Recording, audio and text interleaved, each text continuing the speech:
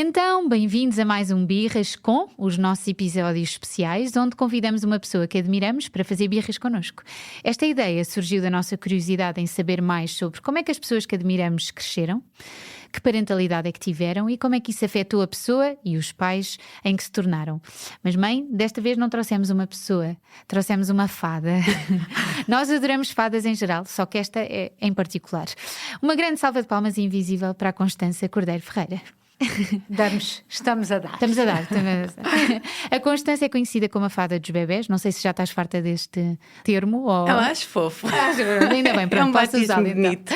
Licenciou-se em Ciências da Comunicação, mas foi o choro inconsolável dos bebés e o desespero das suas mães e pais que a levou ao estudo intenso sobre a amamentação, o sono, a regulação, o desenvolvimento infantil, que por sua vez deram origem aos seus livros que tantas mães já ajudaram. Sendo que, vou aqui confessar que é o único livro sobre o sono que eu alguma vez recomendaria. Os bebés também querem dormir. Tem outro também mais recente, o livro da magia das mães, Dias Felizes, Noites Tranquilas, tudo livros bons que valem a pena. E também cofundou o Centro do Bebé em 2014 e onde reúne especialistas destas várias áreas para ajudar os pais no seu caminho pela parentalidade. Ana, eu no outro dia ouvi Ana e Constança. Olá às duas. Olá. É ótimo estarmos aqui neste estúdio que nos acolhe do público. Mas Constança, no outro dia ouvi uma amiga minha dizer que se tornou avó. Sim, porque eu aqui estou pelo lado dos avós. Que dizer que quando eu lhe perguntei como é que estava o neto recém-nascido, ela respondeu com uma frase que eu adorei, que disse que ele está tudo bem com o bebê e ele está a ser super paciente com a mãe e com o pai.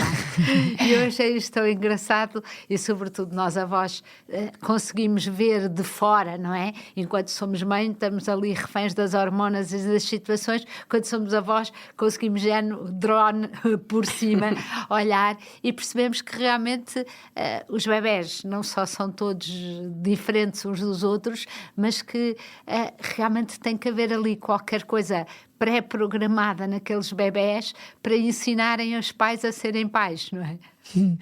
Sim, eu acho que... Bem, primeiro aqui só uma parte, porque isto foi uma coisa que eu só a trabalhar com muitas famílias é que me fui apercebendo que o papel dos avós é muito bonito, mas é também muito ingrato, porque deve ser difícil, imagino eu, a minha filha mais velha tem quase 20 anos... E, portanto, espero não me aproximar já, mas realmente quando começa-se a chegar a estas idades, que eles já não são pequeninos e começamos a olhar e de repente a nossa filha é uma mulher, não é? E das famílias que tenho visto é difícil para as avós, porque estão a ver também a própria filha, não é? Tem um neto e certamente adoram o bebê, mas não deixa de ser a filha que está, se calhar, às vezes a passar mal. E eu acho que muitas vezes aquelas coisas que as avós insistem vêm de um lugar muito bonito, que é um lugar de preocupação com a própria filha. Claro, e às vezes é visto como, estão a embirrar, ou tu não estás a dormir nada, o bebê tem que dormir, e às vezes é direcionado para o bebê. Este bebê tem que aprender a dormir. Para poupar a filha. Exatamente. Claro. E muitas vezes vem dessa preocupação com a minha filha não está a dormir, a minha filha não está a conseguir familiar. Comer. Não, é muito familiar. Sim, às vezes vem mesmo de um lugar de preocupação. Por exemplo, há uma coisa muito engraçada que... Pronto, já estou a desviar, desculpa, eu sou assim, vocês mandam-me calar.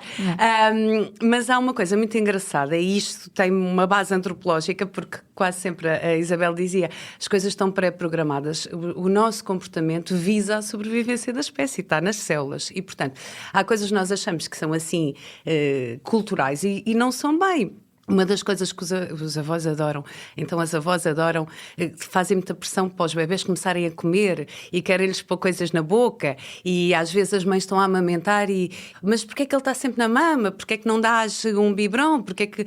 E muitas vezes isto vem de coisas que elas próprias passaram, é um facto, e as nossas mães tiveram aquelas décadas em que as convenceram que o leite não era suficiente, tudo isso, toda essa parte mais cultural, mas também... Nós sabemos que, por exemplo, a antropologia fala-nos de uma coisa muito engraçada, que são os alloparents, que são os cuidadores não parentais. E quando é que os alloparents podem começar a ajudar os pais quando a criança já é alimentada por outra via que não seja o corpo da mãe.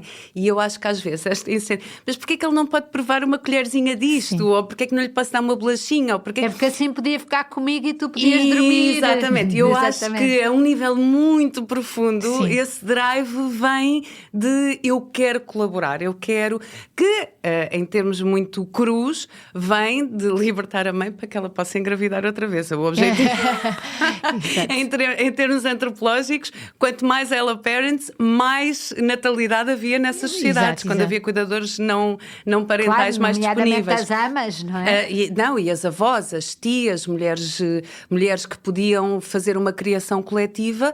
No fundo, o grande trabalho era manter a segurança e alimentar, não é? Portanto...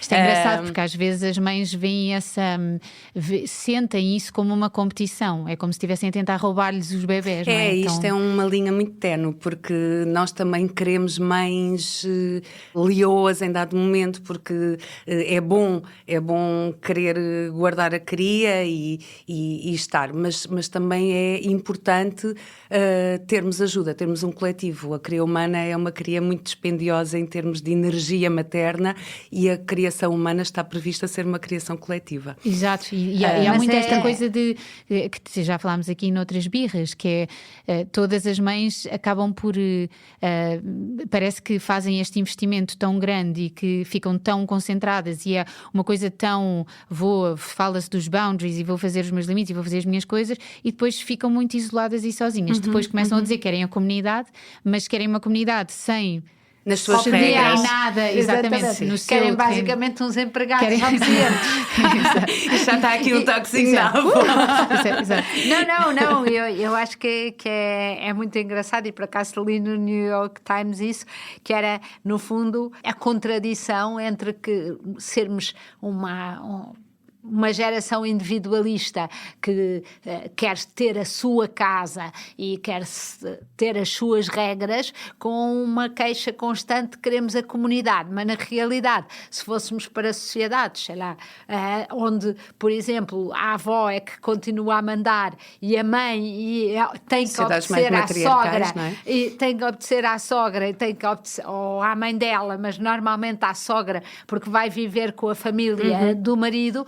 Aí nós, que os cabelos ficam também é horrível, em pé, não é? e ficam em pé e dizemos 1000 vezes o meu filho não dormir do que estar a ouvir. Sim. Eu acho que vem um bocadinho daí, vem um bocadinho também de, lá está, quando nós somos unipessoais, temos mais controlo e não temos que ceder tanto. E eu acho que é um equilíbrio difícil, porque essas sociedades em que também se obedece cegamente e não podemos afirmar-nos na nossa parentalidade, também não são boas. Por outro lado, e isto foi talvez das primeiras aprendizagens da minha parentalidade, foi... esta ideia que não são tudo linhas vermelhas. E foi um amigo psicólogo que me disse, uma vez os meus filhos eram muito pequeninos e obviamente as avós não vão fazer igual a nós e se fizerem não vão ser avós, não é? Sim, exatamente. Vão ser uma espécie de uma mãe não convencida do que está a fazer.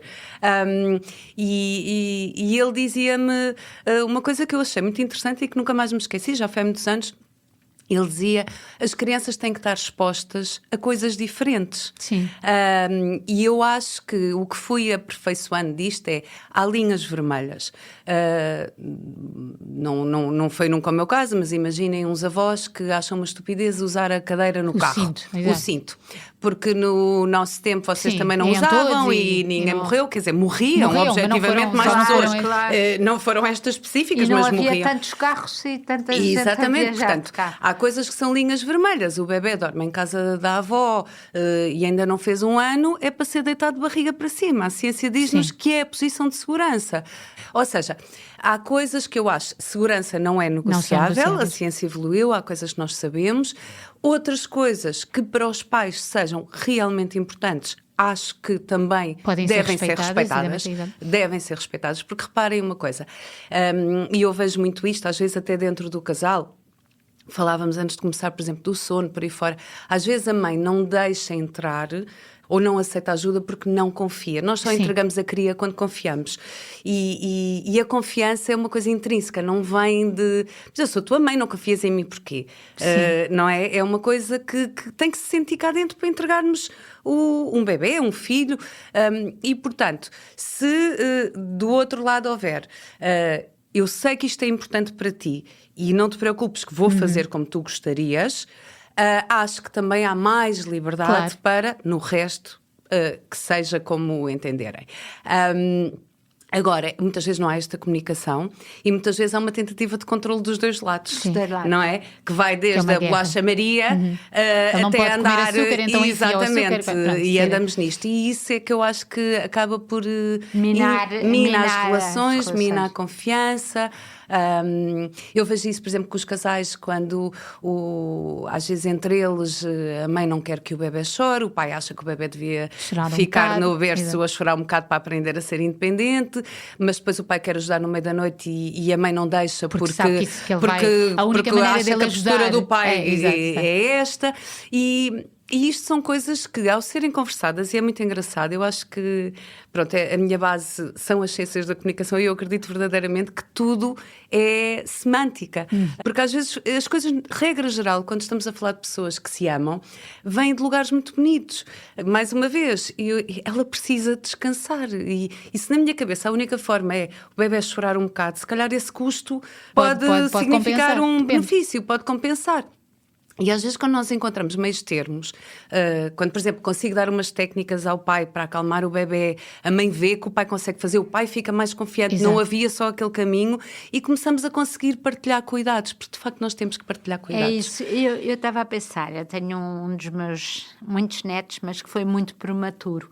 E eu senti que os pais saíram da maternidade a confiarem muito um no outro, porque no fundo tiveram a oportunidade perante pessoas que estavam ali, que conheciam, testar e ver o outro fazer. E de facto saíram a trocar papéis um com o outro muito facilmente, porque tiveram essa oportunidade de ver o outro fazer. Por isso, de facto, são se calhar conversas que, embora as hormonas, o parto, tudo, e o próprio bebê vá mudar a equação, são conversas para o pré-parto, não é? Sim, sem dúvida. Nós no Centro do Bebê é uma literacia que tem que ser falada antes. E o curso de pré-parto é muito em torno disso. O que é um pós-parto? Eu acho que isso ajuda logo, porque a expectativa é meio caminho andado para não haver tanta confusão. Se a pessoa souber o que está à espera, se souber, e eu acho que das coisas boas do vosso trabalho é isto, não é uma receita, não é um livro não é um livro, não é uma postura de estão aqui 3 coisas e faz isto e vai dar, ok, há aqui um bebê para decifrar e nós já vimos vários e nós sabemos e damos confiança para vocês poderem ler o vosso bebê e ficar especialistas do vosso bebê. Nós temos um psicólogo que é terapeuta de casal que ele diz sempre uma coisa muito engraçada que não é às 5 da manhã que se têm boas conversas e que se semeia entendimento.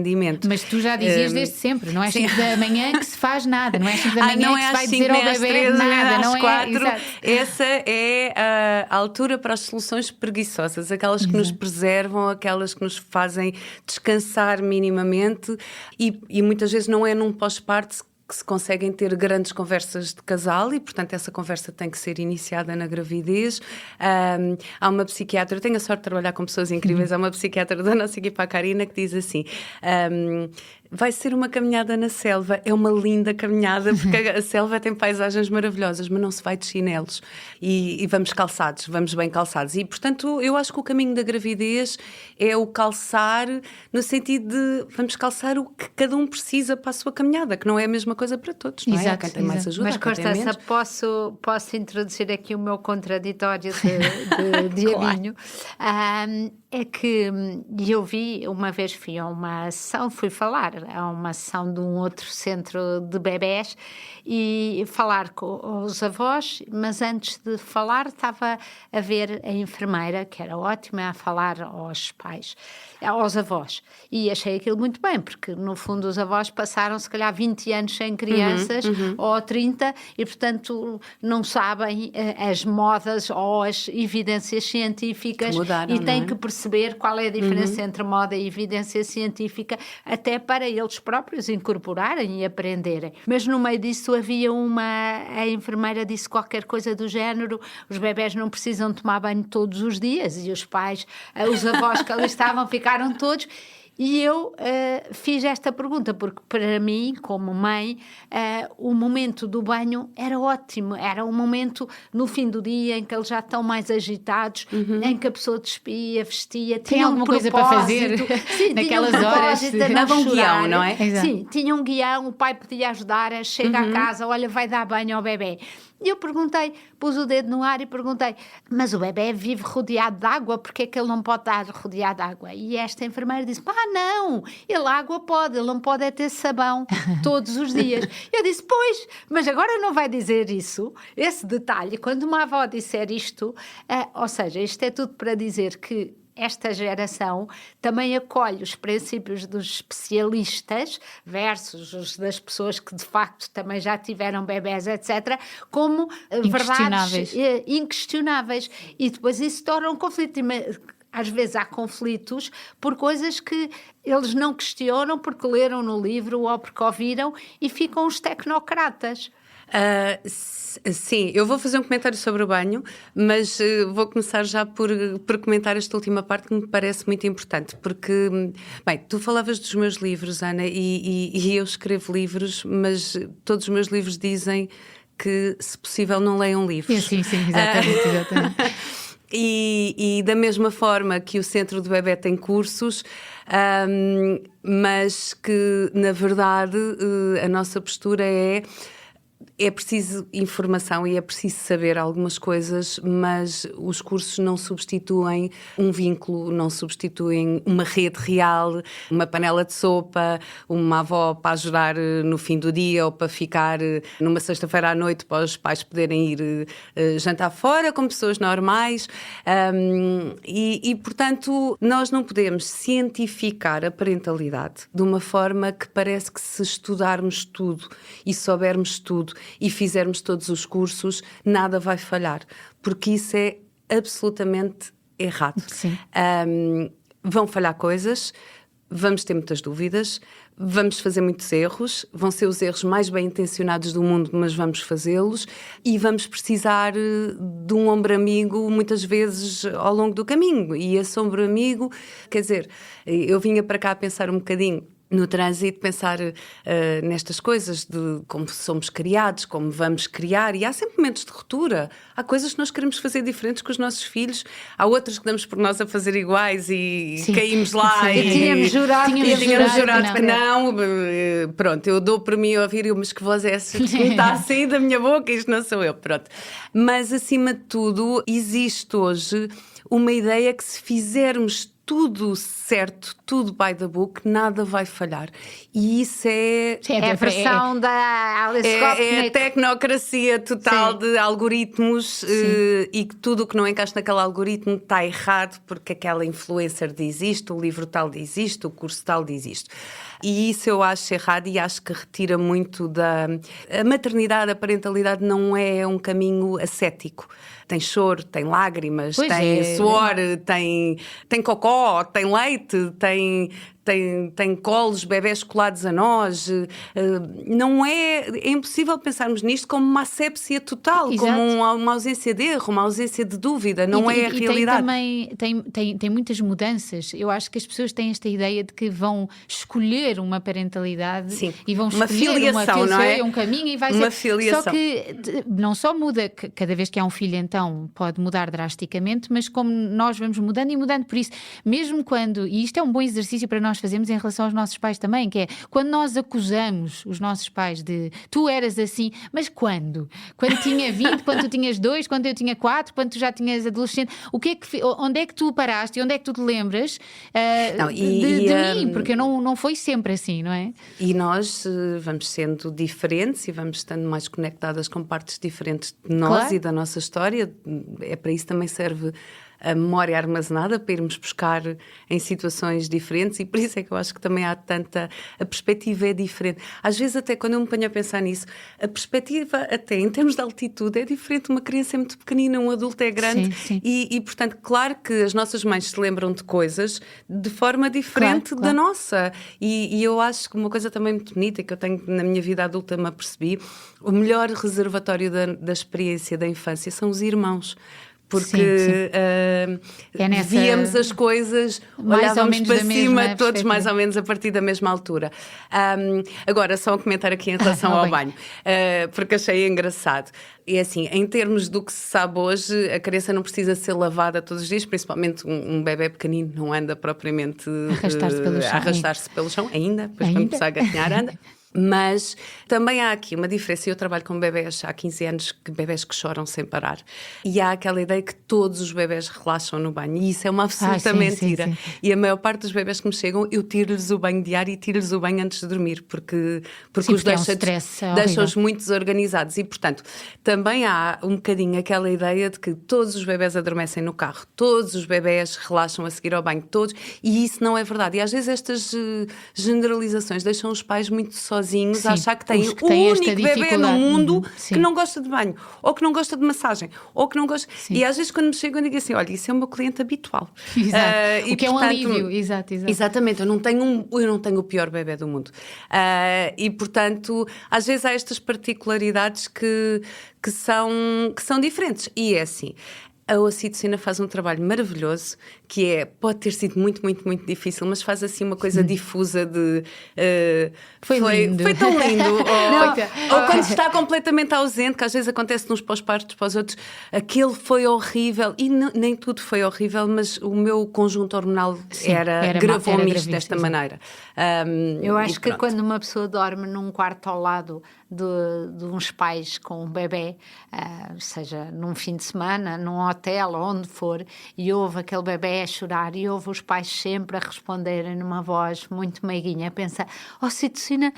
Completamente. Tem que ser mesmo uma hormona mágica, porque quem está o que fora... era natural e visto por fora não se pode dizer, mas era atirar da janela. Pelo menos pôr no quarto do lado e fechar a porta. Mas a ligação que o bebê promove, e o que nós sabemos é que antes achava-se que era exclusivo da mãe, o instinto, aquela coisa, por isso é que eu digo, eu não me importo da fada e da magia, mas isto tem uma base científica de facto. O que nós sabemos é que há uma neuromodulação para reconhecer aquela cria, mas temos que estar colonizados pelo bebê para isso acontecer. E, portanto, o que vai acontecer é, o processo nas mulheres muitas vezes é iniciado, claro está, na gravidez, não é? A parte toda hormonal, mas hoje em dia a ciência também sabe que há alterações no cérebro do homem. Ele fica, muitas vezes no curso pré-parto nós vemos eles a pegarem, nós temos uns bonecos de simulação com peso real e tudo, e eles pegam assim a medo, com as mãos grandes, a dizer, eu tenho medo de dar banho, e depois são incríveis depois do bebê nascer. Porquê? Porque há um ajustamento, e nós sabemos, há uma descida na testosterona, há uma subida dos níveis da ocitocina para ficarmos mais sintónicos com o bebê recém-nascido. Agora, eu digo muitas vezes, e quando estamos a falar destas coisas, às vezes até em âmbito de formação de profissionais, muitas vezes eu digo sempre esta frase, que é, isto não pode ser um amor platónico. Não existe amor platónico quando falamos das crias, e não existe na natureza. E o maior disruptor é a separação. E muitas vezes a separação não é uma separação física, mas é uma entrada de vozes disruptivas no circuito de vinculação, com atribuição de significados negativos ao bebê ou de significados negativos ao que eu estou a fazer. Que ele tem manha, que ele tem coisa. Exatamente. Sim, essa da manha. Mas é uma contaminação. É uma contaminação original. É um bocado original. A natureza previu estes fios invisíveis de se irem estabelecendo, não é? Olha, um filme que eu não gosto nada, mas aquela árvore que é o Avatar, que tem aquela árvore, aqueles fios fios e que o dragão liga-se e fica assim com os olhos grandes, e os bebés fazem isso, os bebés nascem, têm a primeira hora de vida, eles estão imenso tempo a fitar as mães, mesmo para haver um reconhecimento, para começar esse fogo de artifício neurohormonal, que vai fazer o quê? Vai fazer esta elevação das hormonas de proteção que vão favorecer que não haja picos de desespero que façam mal, nós corram em risco. Exatamente. Claro. Sim, o Agora, abandono. Exatamente. O abandono, ou maltrato, maus tratos. Agora, esta parte fisiológica tem os seus limites, porque há também disruptores. Um deles, por exemplo, privação de sono crónica, claro. situações de psicopatologia que não estejam identificadas ou tratadas. Agora, se pensarmos num circuito como ele está pensado para quando o bebê chora, nós temos vontade de lhe pegar. Se nós temos dúvidas se ele tem fome ou não, mesmo que tenha comida à meia hora, para pormos a mama de fora se estiver a ser amamentado e darmos-lhe. E isto é o conjunto instintivo que a biologia deixou preparado. Hoje em dia, e por isso é que os cursos e os livros e as páginas de Instagram são tão perigosas, porque quebram esta... E são muito aliciantes. Exatamente. São muito aliciantes para o nosso cérebro racional. E o nosso cérebro racional gosta de controlo. E, portanto, inibe as outras áreas. E às vezes, muitas vezes, os pais, quando me chegam com bebés pequeninos, inibiram completamente esta parte de resposta. Não vai acontecer nada por pegar no seu bebê ao colo. Não vai... aquela ideia que a gente diz, mas que isto não entra. Não vai ficar na vossa cama até aos 18 anos. Mas na altura nós não sabemos isto. Parece e temos medo, porque também sabemos... organicamente e biologicamente, que nós não vamos aguentar este nível de intensidade muito mais tempo. E, portanto, lá está. Isto também vem de um lado da sobrevivência. De pânico de nós. E o que é dito é, e isto, se continuares a fazer, vai ser cada vez pior. E tu não vais aguentar. E tu não vais aguentar. Isto é uma absoluta mentira, está bem? Porque o tempo da maior necessidade é o de recém-nascido. E as coisas vão evoluindo e o bebê vai caminhando. Sim, o bebê quer a criança, não, vai acontecer. Alguma coisa o bebê vai e a criança vão caminhando no sentido da independência. Nós temos também que dar-lhe espaço. E isso é muitas vezes o mais difícil. Nós muitas vezes permanecemos aquela coisa que os meus agora já são grandes, não é? A gente diz, são os nossos bebés, são como eu vi a tua filha lá fora e a última vez que a vi era efetivamente um bebê. É difícil ajustarmos. Mas a verdade é que eles também já não são bebés. E está perante nós que não são bebés. E para mim, enquanto mãe, esse é o maior dilema. Sim, e ainda por cima, quando, por exemplo, eu sou uma de 8, não é? Por muita ajuda que com certeza a minha mãe tinha e que uma mãe hoje não tem, a verdade é que... enquanto se está preocupado com um, não se está com os outros 7. E há um espaço de oxigênio, um espaço de oxigênio que dilui. Quando a pessoa tem um ou tem 2, obviamente, e não, como diz, com muito controle e com muito coisa do sucesso, é perigoso ficar nessa bolha. E eu não sei, eu, como estava a dizer, Constança, estou aqui pelo lado das avós que veem de fora as mudanças, e eu, por exemplo... penso muitas vezes que o co-sleeping, isto é visto do meu lado reacionário, o co-sleeping, o mamar, a cama controlada no fundo pelo bebê, o casal controlado, eu não quero ir para a visão psicanalítica, mas estou a fazer da advogada do diabo, a cama controlada pela criança, o casal controlado pela criança, não há este risco, quer dizer, daqui a pouco está o pai a dormir no chão, está a criança na cama e a sensação que de facto visto por fora, como dizia há bocadinho, do ponto de vista de um avô ou de uma avó que se põe de fora, é a preocupação com o filho, com o casamento e obviamente com o neto. Portanto, nós estamos ensanduichados, vocês estão ensanduichados entre os vossos pais a envelhecer e as vossas crianças adolescentes, que é uma fase horrível da vida, de facto, tem que estar. Ensanduichado entre o horrível não é ser adolescente nem velhinho, é vocês estarem ensanduichados no meio. E, por outro lado, nós, desta geração, estamos a ver coisas muito lados, diferentes, não é? Os pais e os bebés, e estamos dos dois lados. Às vezes estamos do lado da mãe e do pai, outras vezes estamos do lado do bebé. Mas o que eu acho que é curioso disso é que esse olhar de fora, mesmo em relação ao casal e essas coisas, é que é um olhar de fora, lá está. Porque o olhar de dentro é que um casal, numa certa fase, mesmo que esteja a dormir, às vezes a prioridade é dormir. Exato, e a cabeça pode... estamos todas as noites já, ele está no outro quarto e eu estou aqui. Mas se a mãe está mentalmente completamente ligada ao bebê que está do outro lado e que o marido só lhe dá raiva porque na verdade só precisava de ir consolar, mas está a lhe pedir para não ir, porque tudo isso toda essa parte emocional é mais do que o exterior. Se estão a dormir ali os dois, se não estão a dormir ali, porque está ali uma parte. E eu acho que isto às vezes é que é o conflito, é que a pessoa que não tem déficit de sono, que está por fora, que está longe, vai avaliar a situação de uma maneira que não é, que é impossível avaliar por dentro. Eu revejo-me nas duas, eu acho que as duas têm razão. Bom, primeiro, de facto, os olhares de fora para a família, falta-lhes uma parte, porque às vezes as famílias, o casal com os seus filhos, encontram soluções para priorizar, e eu acho que isso é saudável, atenção. Como aqueles casais que a dado momento decidem, cada um dorme no seu quarto para dormir. E, pode causar estranheza, mas um ressona, o outro tem calor... Pode fazer sentido, e de manhã estão os dois mais bem dispostos. Quer dizer, eu acho que o que está, por natureza, muitas vezes errado e cria algumas falhas de comunicação, é esta ideia de que só há uma forma de fazer as coisas. E, portanto, às vezes, e eu acompanho algumas famílias que têm, assim, 2 ou 3 pequeninos, e aquilo é uma roda viva às noites naquela casa, mas às vezes chegam com soluções e precisam de algumas ideias, porque o meu trabalho não é um trabalho clínico, ou seja, muitas vezes o meu trabalho é ajudar a família a pensar em soluções para conseguirmos ter as necessidades de todos atendidas.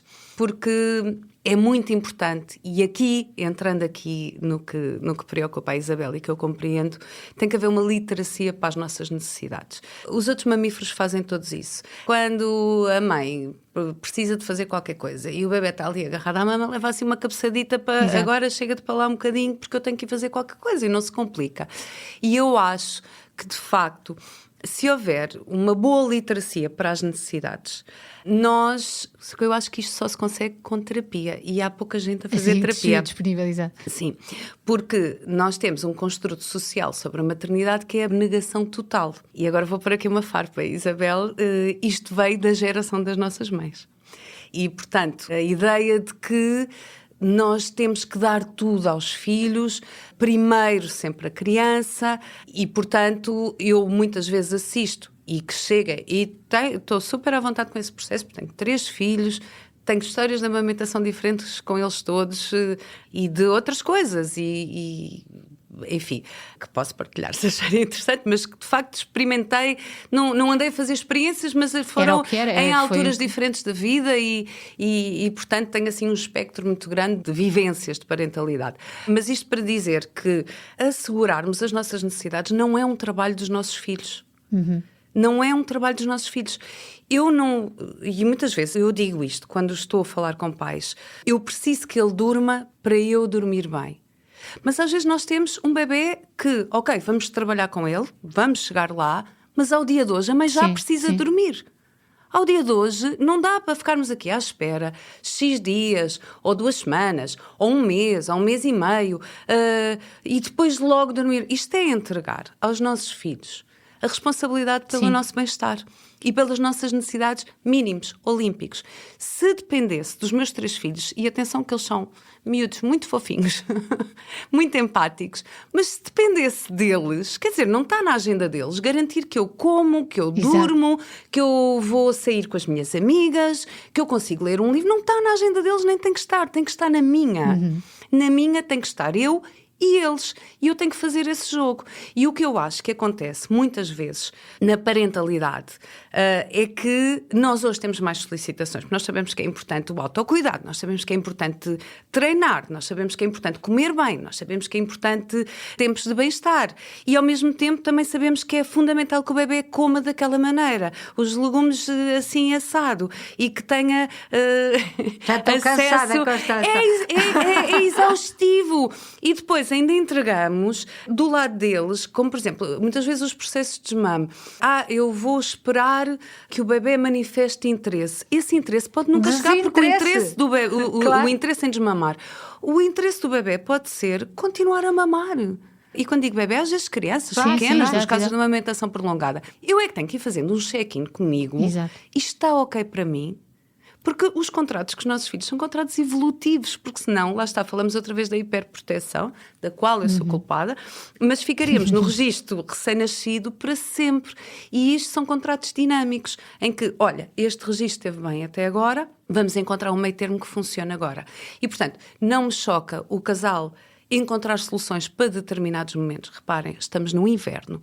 As crianças estão doentes, acordam com febre. Quer dizer, isto é uma roda viva de levantar e, se calhar, durante estes períodos assim, prioridade vai ser dormir. Tudo bem. Agora, pôr-nos em situações agora à espera que a criança... Sim, que ela resolva aquela situação. Isto não está bom para vocês. Vamos mudar tudo. Eu vou dormir na minha cama. Durmam vocês juntos. Exato. Não, esta mobilização, isto é responsabilidade nossa. E aí é que eu acho sinceramente que a ideia da criança tirana só vem se houver um adulto que se demitiu de gerir a casa para bem de todos. Isso é verdade. E atenção que às vezes é muito difícil fazer isto estando dentro, e por isso é que as pessoas pedem ajuda e devem pedir. Devem pedir. Olha, eu estou aqui numa situação que não sei como é que sai dela. Exato. Agora... Sim, se a pessoa... É claro, porque se há vergonha de mostrar isto, se a pessoa acha que vai ser julgada e vai ser considerada, então vai tentando resolver, tamancar a solução e acaba por não receber a ajuda que precisa. Eu é que fiz isto, eu não tenho o direito. Ou então tem vive com essa culpa em segredo, ou então faz o oposto, que é recusar-se a ver e deixar não assume essa responsabilidade porque não consegue gerir isso, não é? É preciso alguma liberdade para a pessoa poder dizer, tipo, olha, isto tem toda a razão, este contrato nesta coisa específica, o que não põe em causa toda a maternidade e todas as outras coisas, mas neste caso eu estava tão cansada que foi aqui e deixei isto andar mais. Não tem problema, dá para rever, porque também é esta ideia de que as coisas não são irreversíveis e que as coisas não são... Estamos a falar de uma relação, nós com os nossos filhos, há muito esta ideia de... Há a ideia que estamos a falar de torradeiras, desde o início, que se carregamos naqueles botões vai funcionar desta maneira, se tirarmos da ficha desligou, e depois se fizer ali uma combinação, vocês lembram-se no início que os computadores, a gente tinha medo de carregar botões de teclado errados porque podíamos estragar o computador. Exato. Não vai acontecer isso, estamos a falar de uma relação. O que é que a gente faz numa relação quando não está a correr bem? Conversa, ajusta, analisa, propõe, observa, e nós com os nossos filhos estamos a falar de relações, não há nada de tudo. A única coisa que eu acho que devemos ter em atenção, por exemplo, falávamos de cama compartilhada há bocadinho, e uma das coisas, e há estudos muito interessantes que mostram que havia duas vertentes. Por exemplo, o grupo da Academia Americana de Pediatria tinha uma coisa mais proibitiva. Sabe-se que o lugar mais seguro e mais controlado para um bebê dormir é no berço dele, um berço com determinadas características, barriga para cima, sem objetos perigosos, e, portanto, isso está alinhado. E, portanto, eles diziam, tudo o que não seja isto é absolutamente perigoso, não podem fazer. E depois tínhamos o grupo do Reino Unido, que dizia, sim, nós concordamos, é verdade, mas esta postura proibitiva faz com que os pais façam às escondidas e de forma não planeada. E que com medo de ser julgados ou até perseguidos, não tragam para a consulta com profissionais de saúde, eu estou a dormir, eu estou a pôr o bebê na cama desta maneira.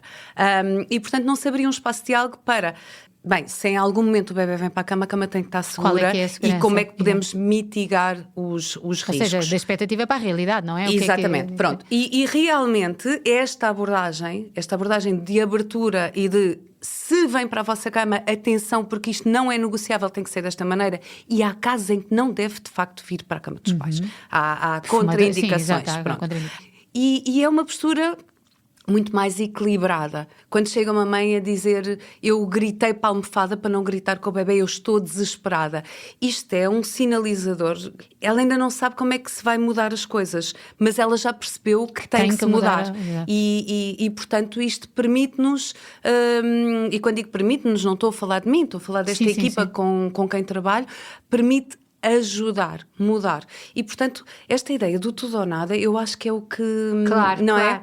é? Eu falo por mim, eu ainda tenho trauma. Tive 3 filhos e lindos, perfeito, principalmente a do meio. Era linda. Especialmente a do meio. E eu ainda tenho trauma, mesmo quando fico com os meus netos, eu fico sem dormir a partir da véspera, porque é aquela ideia, para mim, de tortura absoluta da pessoa cair na asneira de adormecer, isto quando está lá no fundo do sono, vir o choro e vir cá fora, é tão má que eu acho que mais vale não dormir. E o que só mostra que, de facto, os padrões de sono ficam alterados durante muitos anos, sim. Ok, vou interromper aqui porque ainda não chegámos à primeira pergunta. Ai, meu Deus! Não, estou a brincar. Era só esta que íamos fazer para saber aqui, desviar um bocadinho a conversa para ti, que era, que tipo de parentalidade é que tu tiveste?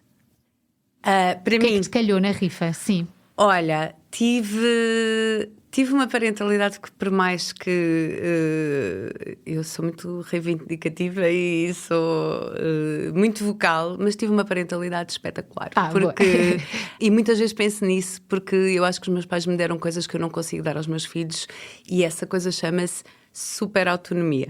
Nós somos 4, da minha mãe e do meu pai, somos 4 irmãos e, portanto, eu com 3 filhos também revejo-me completamente nisso que a Isabel dizia, que é, não dá para fazer microgestão de tudo. A minha mãe é enfermeira, o meu pai é médico, nós éramos todos, não somos muito seguidos, mas éramos ali em lotes e, portanto, não dá para andares de drone em cima de cada um deles, e também era aos anos 90. Portanto, exato. Os meus filhos têm uma nostalgia dos anos 90 e que não os viveram. Exato. E, portanto, havia um lema da minha mãe que era liberdade na medida da responsabilidade, e eu sou a mais velha, portanto, era bastante responsável. Eu, por exemplo, quando comecei a sair à noite, eu nunca tive horas para chegar a casa. Voltar. Desde a primeira vez que fui sair à noite, porque não queríamos gastar dinheiro em táxis e não sei o quê, portanto eu apanhava o primeiro autocarro. Sim. Portanto, é mais seguro ir de manhã. Eu ia de manhã. Também dizia sempre, mãe, mas é muito melhor vir com a luz do que sim, eu vinha sempre de manhã. Cheguei a dormir em paragens de autocarro, mas à espera do autocarro, mas vinha de manhã.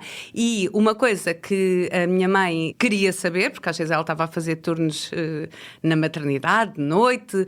A sua mãe era enfermeira, parteira. E ela sabia, ok, aqueles 3 estão em casa, Constança foi sair, mas ela queria saber onde é que nós estamos. Sim, porque ela dizia assim, se há um incêndio numa discoteca, se há um tremor de terra, a gente revirava os olhos, sim, mãe, mas eu sabia que aquilo era importante e, acima de tudo, era importante para eu ter essa liberdade. E, portanto, às vezes íamos, não sei aonde, acabávamos por não ficar lá naquele bar, naquele coisa, e eu ia à cabine telefónica, isto tudo sem telemóveis. Eu digo isto aos meus filhos. Não é? Exato. É que a minha mãe sabia onde eu estava sem telemóveis. Portanto, imagina. Era eu que ligava. Eles não me atendem. Estás a perceber? Agora pronto. Exato. E eu ligava, mãe, viemos para Alcântara, mas afinal vamos para o Bairro Alto. E ela, isso ok. É que era E ligava-lhe para a maternidade Alfredo da Costa, para a telefonista, e pedia, e se ela estava num parto, pedia para lhe darem o resto. Ou seja, ela só precisava desse mapa. Exato. E ela sabia onde íamos estando. Por exemplo, a minha irmã já não era bem assim. A minha mãe chegou a ter que sair no meio de um turno da maternidade, vestida de enfermeira, para tirar a minha irmã do meio de uma discoteca, porque ela tinha ido sem autorização. Sim. A responsável, a primeira filha, a segunda filha, não é? Pronto, sim. Agora, eu acho que tive imensa autonomia, tive muita responsabilidade desde muito cedo, porque eu tinha que ajudar com os meus irmãos e depois é um papel difícil, porque é difícil tu com 11, 12 anos seres muito maternal com os teus irmãos e depois de repente com 40 deixares de ser de repente, continuas a ser, e isso às vezes gera aqui umas picardias, porque eu... Não preciso de outra mãe. Não, a minha mãe às vezes em relação a coisas dos meus irmãos e tudo, às vezes, claro, ela é a mãe, ela é que é a mãe, não é? Claro. Mas eu também sinto que às vezes tenho que emitir uma opinião, claro. porque eles eram pequeninos e eu lembro-me de ajudar a fazer trabalhos de casa e tudo, portanto, eu acho que na altura ia a todo lado com os meus amigos, nós, sei lá, saíamos da faculdade, alguém passava de carro, isto era tão engraçado, porque isto era tudo sem telemóveis. Passava estava no café, passavam a dizer assim, olha, afinal tem carro, querem ir para a Queima das Fitas em Coimbra. E nós íamos a casa fazer uma mochila e arrancávamos. E eu lembro que houve um verão, antes de eu ir viver para a Itália, que eu cruzei-me com a minha mãe no corredor em casa, e a minha mãe não me via para aí há 20 dias. Exato. Tinha estado E isso é ótimo, poder existir. E, portanto, fui muito feliz na minha... Quer dizer, Dormias? Não fui feliz porque era muito urbano-depressiva, como nós éramos nos anos 90. Mas agora, em retrospectiva, foste feliz. Fui muito feliz na minha adolescência. Tive amigos espetaculares que tenho, que ainda são, e tive muita corda solta dada pelos meus pais, e não tive aquela coisa que para a minha vida adulta foi muito, muito importante. Eu sentia que os meus pais tinham algum orgulho em mim, mas eu não precisava desse orgulho para fazer as minhas coisas. Sim. Ou seja, não era o combustível. Eu lembro quando nós chegávamos com uma boa... Da mesma forma como eles nem sabiam que trabalhos de casa é que a gente tinha naquele dia. Sim. Os meus pais sabiam se eu tinha um exame... Mas está ser amado mais por si do que pelos resultados, sim, não é? Sim, e não controlavam, e se havia uma negativa... por exemplo, eu fiz a faculdade pública, mas a minha irmã fez no ISPA, que é privada ainda, e a minha mãe disse, eu pago 4 anos de curso ou 5 anos de curso. Exato, o resto. Nós não pagamos repetições de cadeiras. E, portanto, nós começámos todos a trabalhar com 15, eu e a minha irmã com 15, 16 anos já trabalhávamos, as viagens eram, lá está, querias fazer alguma coisa, não precisavas, não estavas dependente de darem dinheiro para. Sim. Se tu querias, tinhas que trabalhar para isso.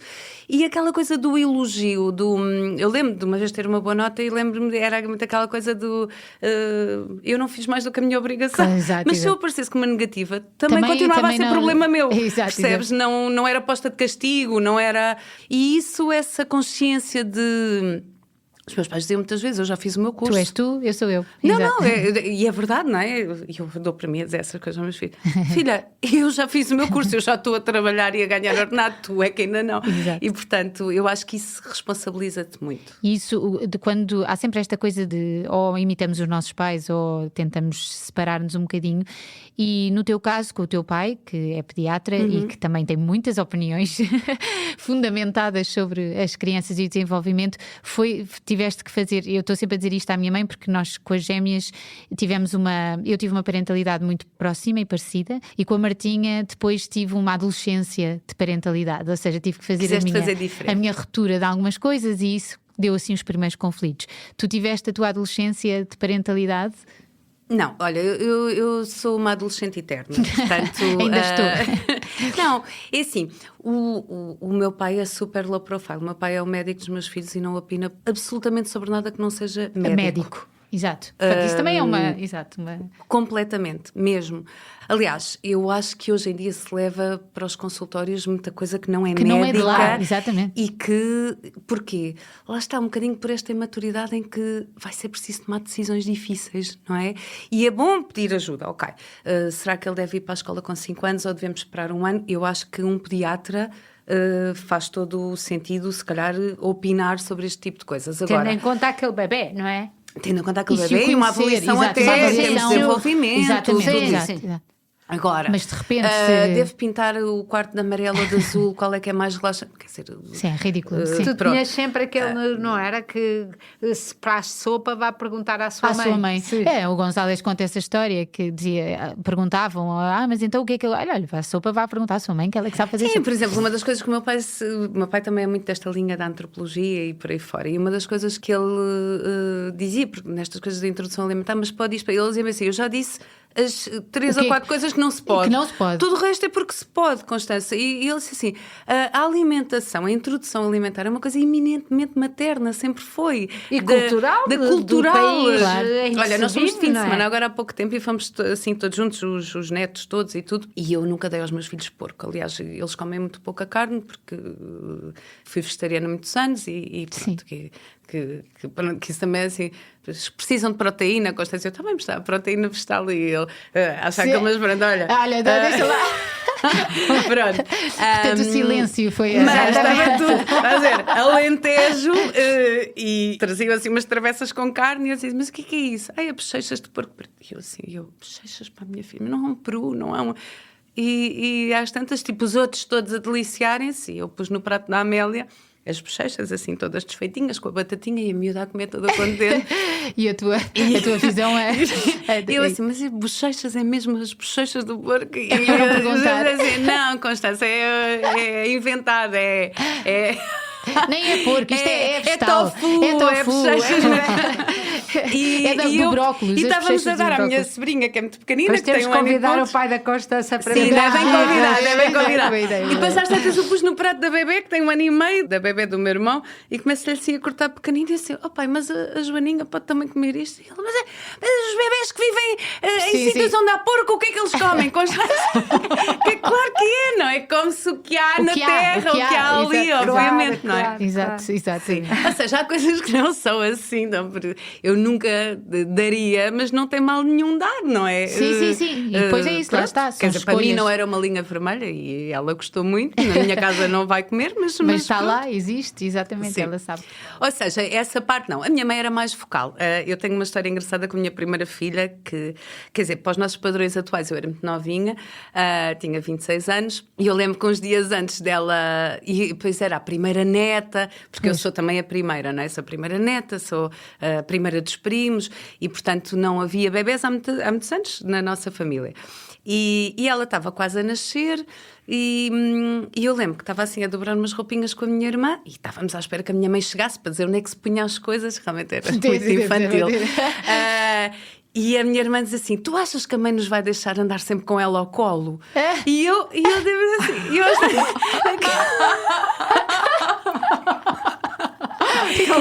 eu parei assim, olhei para ela e disse assim... A minha primeira reação foi assim, espero que sim. E depois pensei assim, olha para baixo, vejo uma barriga gigante. Ela nasceu uns dias depois assim, mas eu acho, Mariana, ela é minha. Eu até digo, nem disse, ela é minha. Mariana, esta vai ser nossa. Exato, que amor. Não, era nossa. Podem ter um cão desde que o levem a passear.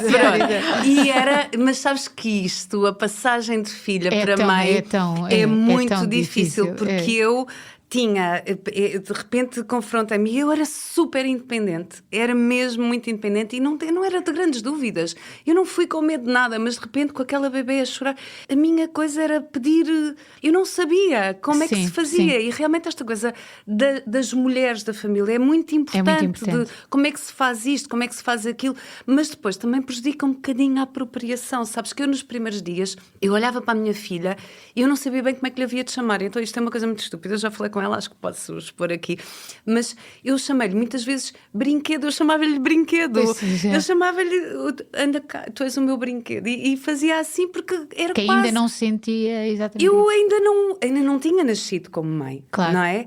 E depois nós nascemos à bruta como mães, porque lá está, é às 5 da manhã. Onde já não há o artefacto e as pessoas e a festa. Sim. É quando estamos sozinhas. E eu lembro de uma vez passar uma manhã em que ela chorava e a minha mãe ainda trabalhava, pois isto dos avós que ainda trabalham é difícil, e a minha mãe à hora do almoço acabou, porque ela já dava aulas na faculdade na altura, e ligou-me a dizer, acabei agora aí as aulas, tenho 2 horas de intervalo, o que é preciso? E eu comecei a chorar ao telefone e disse, eu preciso que alguém segure nela 15 minutos. Exato. E a minha mãe disse, ok, vou ir para isso. E no início tu fazes muita coisa parecida como fizeram contigo e como a tua mãe te diz. Como te parece mais no seu seguro. caso, como fez com os seus irmãos pequeninos, Sim, não é? que era a maneira da minha mãe, claro, não é? é isso. E que é uma boa maneira. A minha mãe, ainda por cima, enfermeira, é toda prática e Sim. arrumava tudo. E este é um caixote para se pôr as freiras, era quase os limpos, os sujos, os... As coisas. Sim, essa parte era assim muito organizadora, mas lá está. Quando começas, e por isso é que é importante, sabes, o amor põe a fluir partes do cérebro que também são afirmativas, não é? Não, mas há aqui coisas que eu não quero fazer igual.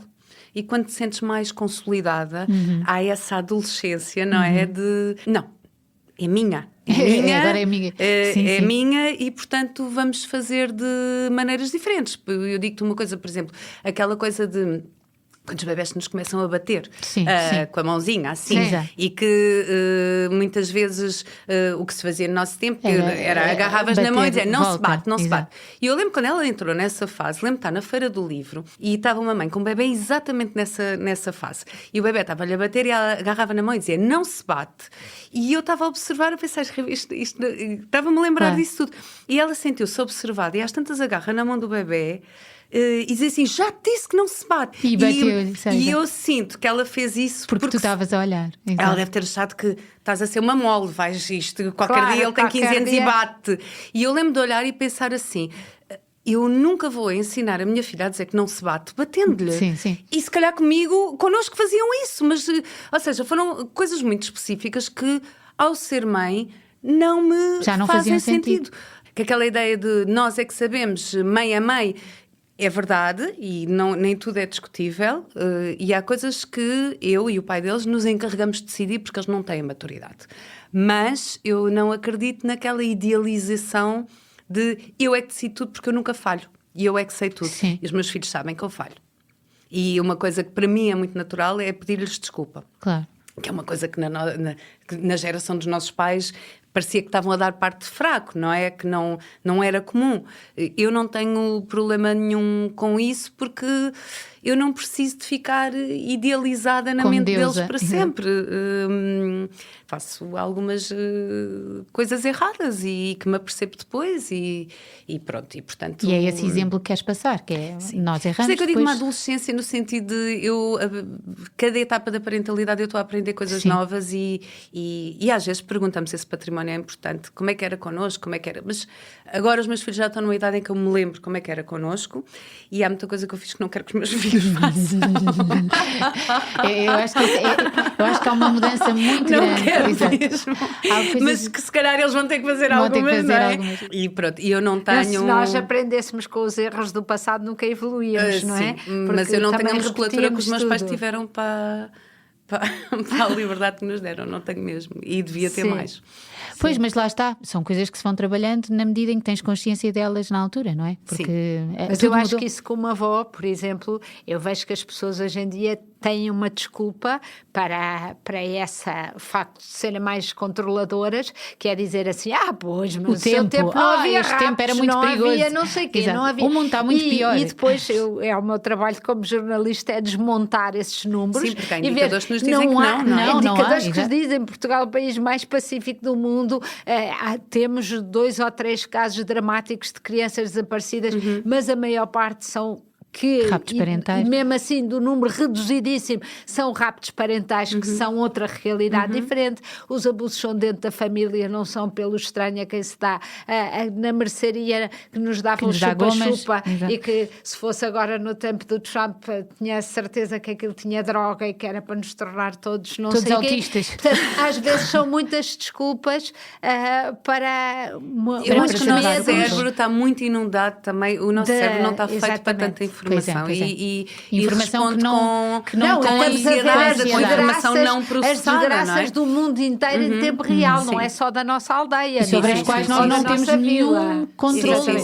Mas isto era para dizer que não achava que melhorava com o tempo, porque eu acho que sou muito mais medrosa com os meus netos do que fui com os meus filhos, não tanto, se calhar, estou a dizer isto falando da voz, não tanto por achar que o mundo está perigoso, mas porque tenho um repertório de histórias também maior, muito maior. E quando nós temos filhos muito novos, eu acho que havia uma pimenteira em casa dos meus pais, uma árvore, e nós trepávamos aquilo tudo. E quando foi os meus filhos a trepar aquela árvore, eu já fiquei com o coração, mas ainda tinha muita memória que eu tinha subido àquela árvore. Sim. E não me tinha acontecido nada.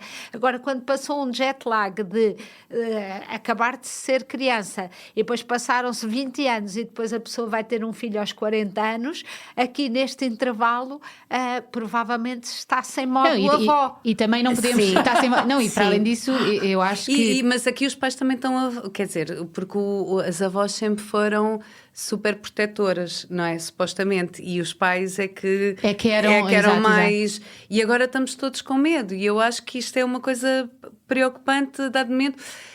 Eu estava a ouvir e estava a pensar assim, aquela ideia que se tem, e lembro que li um artigo há relativamente pouco tempo que dizia que há esta ideia de que os nossos jovens atualmente são menos capazes de resolver problemas. Porque estão mais ligados ao digital, porque têm menos liberdade, porque estamos... Menos experiência, e nós também queremos que eles tenham menos adversidade, mas quem é que no seu perfeito juízo quer que os filhos passem por coisas difíceis? Pensa aos que lidam melhor com isso e aos que lidam pior como eu. Se eu fosse a única pessoa a mandar nos meus filhos... Eles não passavam por nada na vida. Exato. Eu só quero que eles sejam felizes. É a bênção e a importância de ter outras por isso é que eu tenho que estar exposta. Não posso ser eu a decidir. Primeiro temos que nos estudar a nós e perceber o que são as minhas feridas e as minhas... Exatamente. E os meus filhos dizem muitas vezes: mãe, isso é da tua cabeça, não tem nada a ver com o que me vai acontecer. Com o que está a acontecer. E quando eu ouço isto... lá está, estás a ver, é um trabalho que não deviam de ser eles mas como já são crescidos, voltam e dizem: isso é coisas da tua cabeça, mãe, para de ver true crime. Exato. Isso aconteceu uma vez, não sei onde, há 1000 anos, na América. Para de ver isso, não vai nada acontecer nada disso. E eu resumo a minha insignificância. Claro que tem que ir, não é? Que tem que ir com os amigos para não sei onde e tem que...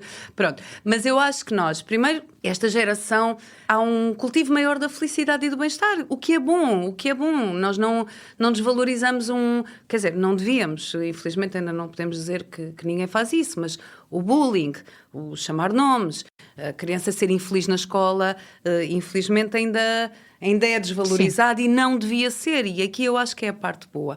Depois há outro lado que é, ok, mas agora não quero que tenha nenhuma experiência negativa. Não quero que nunca seja apanhado no autocarro sem ter picado o bilhete.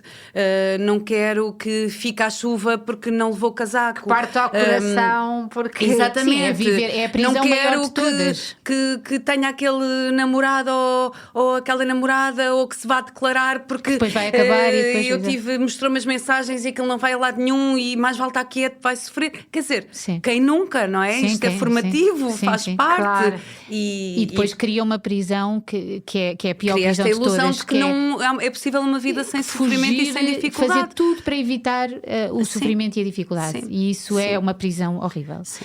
Agora, para acabar, porque infelizmente nós ficávamos aqui muito mais tempo. Exatamente. Não, nós estamos a adorar. Nós estamos a adorar. Mas queríamos só perguntar, lembras-te qual é que foi a tua maior birra? Ai, lembro-me de imensas.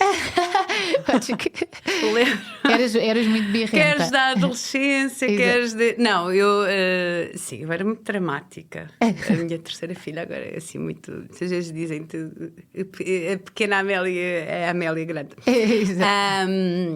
Eu chorava muito. Eu lembro que quando era pequena quando achava assim uma injustiça, e há uma coisa muito importante que os meus pais sempre fizeram, que sempre houve espaço para eu vocalizar. Sim. Mas mandavam-me calar e se achavam que tinha sido mal educada, ia de castigo. Mas eu lembro que uma véspera de Natal eu chateei-me com a minha mãe e que desejei que viesse um caminhão cheio de detergente e passasse por cima e ela ficasse coberta de detergente, e a minha avó chocada e a minha mãe dizer assim sim, porque eu tinha pai 3 anos e para mim o pior era tipo detergente da louça nos olhos. Shampoo pôr os olhos. Sim, devia ter sido assim uma coisa assim. E lembro da minha avó chocadíssima a dizer: "Oh, Constança!" E a minha mãe a dizer: "Não, mãe, é importante ela dizer tudo. Está muito zangada comigo, mas não vai fazer o que ela quer à mesma." Pois, exato. Ou seja, podes exprimir. Podes ouvir, podes exprimir, mas pronto. E depois vais ter que. Então eu às vezes ia aceitar. chorar e lembro-me uma vez, estava a chorar e pensei assim: "Eu não vou limpar as lágrimas, porque se eu dormir com as lágrimas assim de manhã, elas cristalizaram e toda a gente vai ver." Portanto, era assim muito isto. Na adolescência Maravilha. Na adolescência era batia a porta, fazia uma mochila, saía de casa. Eu fugi de casa várias vezes, só que fugia sempre ao mesmo sítio e a minha mãe sabia onde é que eu estava. Exato. Mas eu achava não, que tinha estado uma semana fora e que ela não sabia que eu estava na casa da minha melhor amiga. Claro que a mãe da minha melhor amiga já tinham dizia. falado. Ela Eu vai tive para Constança a pensar quando é que ela vai começar a procurar e chamar a polícia, porque ela nunca vai chamar a polícia. Nunca. chama. E eu ia à escola e voltava e à escola e depois havia um dia, bom, já passou, já mais num bocado vou voltar para casa. Portanto, foi intenso. Eu, por ser a sétima, ao contrário da primeira, fugi uma vez de casa, pai, com 5 anos. Sei que meti numa mala umas cuequinhas e a escova de prata que a minha avó me tinha dado, que era a Vai única. inteligente. Desci a rua e pensei, não tenho para onde ir. Voltei a achar, vai estar tudo a chorar e preocupadíssimos. Toquei à porta, abriram uma assim, aquele Não já deram não, conta. nem estava Nem lá olhar, ninguém do sim, lado abriu-se lá. a- exato. Eu entrei e foi isto. E eu, pelos Portanto, vistos, o Francisco, meu irmão, ia-me convencer a fugir de casa. mas não era zangado. Olha, era isso foi uma aventura. trend que ainda bem que acabou. A coisa da adolescência. Fugir de casa Não, nos mas eu anos era 90. pequenina e aparentemente a mãe conta que o meu irmão dizia-me só assim: Ana, Vamos mas para a América Latina, vamos os dois para a América Latina. E depois eu ouvi no quarto ao lado o irmão mais velho dela dizer assim, deviam ter 13 e 5 ou qualquer coisa assim, dizer assim: olha que lá não há Cerelac, queres mesmo ir América Latina. para a América Latina? E davam vestidos com as melhores roupas. Estavam Eu tirei uma chiquíssimos. fotografia, chiquíssimos, com chapéus e tudo, porque pronto, para embarcar para a América claro, Latina. para a América Latina era melhor ir no melhor. se É bom, é tivéssemos. bom. Mas eu acho que é super importante o espaço para a zanga. Todas as relações têm que ter espaço para a zanga. E acho que foi muito bom eu ter este espaço. Sim. E não se ter feito grande caso disso e a vida ter seguido. Porque acho que ajuda. Continuava a haver limites que não eram Não, e ultrapassáveis. sobretudo o que eu acho, sob o risco de passarmos o nosso tempo, mas o que eu acho é que nós percebemos a diferença quando os outros percebem a diferença entre as nossas palavras e os nossos sentimentos. Sim. Ou seja, quando eu digo, eu quero que a mãe morra, eu quero que faça, e percebemos que as palavras são só isso, são uma forma de dizer e que a outra pessoa não fica perturbada É que esse, no fundo, Eu Agora acho que, também. e acho que isso eu tenho. Eu tenho um grande arcabouço para quando Exato. os meus filhos se zangam e não fico magoada, porque lembro-me Não é que às pessoal vezes e sabe, exato. Sim, são a sentimentos memória, muito sim. intensos que saem de maneira Muito errada. pouco própria. Acho que não devemos Eu às admitir. vezes é o porque pior nunca, o tom do que as palavras. nunca os fazer esquecer que do outro lado está uma pessoa. Sim, sim. E que, não é uma somos o pessoa que os saco- ama o saco e de que tem boxe. extra Exato. paciência porque os ama tanto. Mas que não vai ser é um assim. saco de pancada Exatamente, e que os exato. outros podem não ter a mesma paciência. Isso eles sabem. Agora parece que estava a fazer o discurso que faço aos meus filhos às vezes. Mas é bom, é bom. Mas pronto, acho que isso é importante. Olha, Constança, muito, muito, muito obrigada. Foi mesmo um prazer ouvir-te, ver-te outra vez, que já tinha muitas saudades. Também. E foi muito bom. Continuávamos aqui a conversar. E a todos que ouviram, se quiserem deixar as vossas opiniões ou dar ideias de mais birras ou de mais convidados, como é que é? Instagram, Facebook, essas coisas. Tudo. Vocês sabem. vá. Encontro. Deixam like, não é? É assim que eles fazem. Beijinhos, até para a semana. Para não perder os novos episódios, subscreva este podcast do Público na sua aplicação preferida. Para além deste programa, há mais para descobrir em público.pt/podcasts. O Público fica no ouvido.